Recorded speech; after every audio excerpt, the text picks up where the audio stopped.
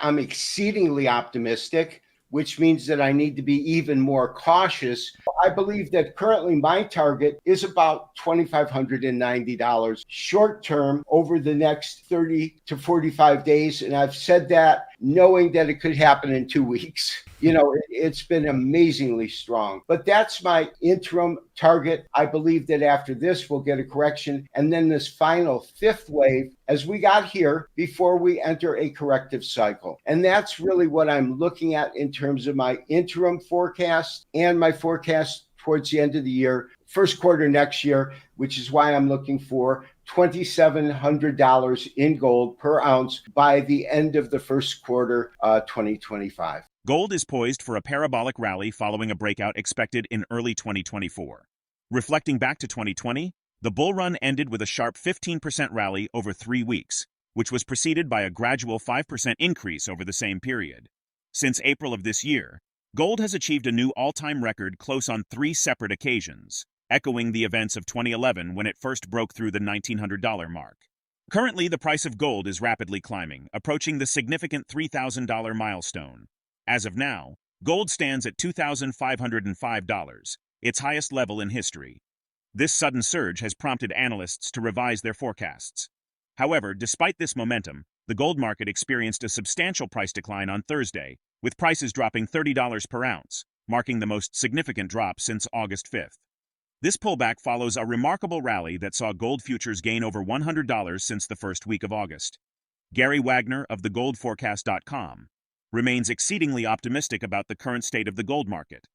He observed that the current environment is notably different from previous years, particularly in 2011. Unlike then, the corrections in gold prices have been shallow at best.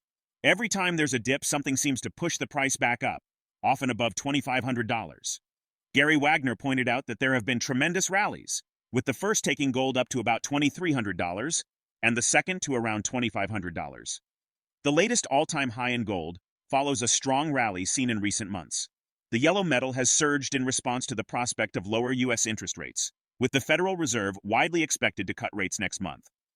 Wagner's short-term target for gold over the next 30 to 45 days is $2,590, though he acknowledges that this move could happen even sooner. His forecast for the end of the year and into the first quarter of 2025 is $2,700 per ounce of gold. Before we jump into more content, consider subscribing and enabling notifications to stay updated with our latest uploads. I'm exceedingly optimistic, which means that I need to be even more cautious because runs like this don't last forever. And this one has been surprising on multiple fronts.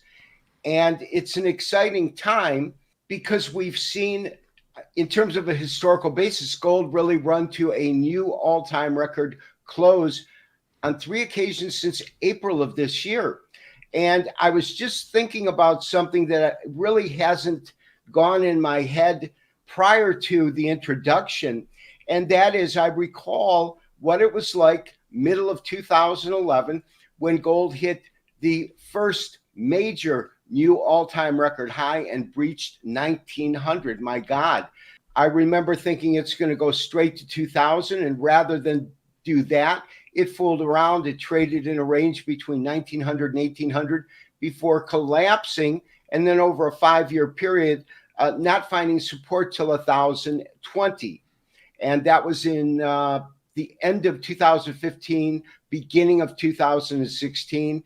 And I remember when it happened because there was a report that George Soros was buying, and I thought, finally, we have a bottom after all these years. This is different. It's different in that we've seen gold trade to an all-time record high, move back down, but the corrections, if you can even call them that, these small dips have been shallow at best. And it's a different environment because every time there's some weakness in pricing, there is something that comes and fills that vacuum. Something that comes and moves it back up to the record high or back above 2,500, as in the case now. Today, we hit the highest intraday high ever, I believe 2,570 basis December futures. This is exciting times. We had some tremendous rallies. The first one taking us up to about 2,300. The second one taking us up to about 2,500. This was a pretty deep correction, going back down to 2,360. And then we had our long correction. The long correction itself lasted until the end of June, and the clock then restarts. So we've had a wave one, we've had our corrective wave two, and my belief is we are now in wave three.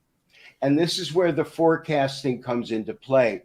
So this is the current wave, and we have been looking at this far before it started to move up. We were looking at it when it moved up and down and wondered if it's because you can't cut a picture to fit a frame. In other words, you can't change the way a formula or a theory works because the real-time data doesn't match it. You've got to explain it. And so we are, I believe, in wave three, which in Elliott wave cannot be the shortest of any of the impulse waves, waves 1, 3, or 5, which means at minimum, it will move a distance that's equal to the distance of what we're labeling as wave one. Now, wave one starts at 2,360. I'm just rounding up or down, up to about 2,550. So that move is going to begin. This is where the Fibonacci extension is.